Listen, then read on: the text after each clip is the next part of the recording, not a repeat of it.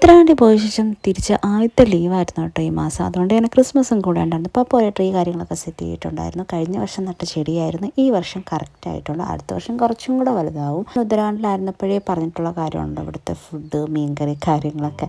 അതുകൊണ്ട് തന്നെ വിഭവസമൃദ്ധമായിട്ടുള്ള ഫുഡാണ് കേട്ടോ ഞങ്ങൾ കഴിച്ചത്. ഉച്ചയ്ക്ക് ഫുഡൊക്കെ കഴിച്ച് ഒന്നിറങ്ങിയ ശേഷം വൈകിട്ട് കരോൾ എത്തിയായിരുന്നു. ഇത് കുട്ടികളുടെ കരോൾ എന്നായാലും നാട്ടിൽ വന്നിട്ട് ആദ്യത്തെ കരോൾ ടീമായിരുന്നു ഇത്.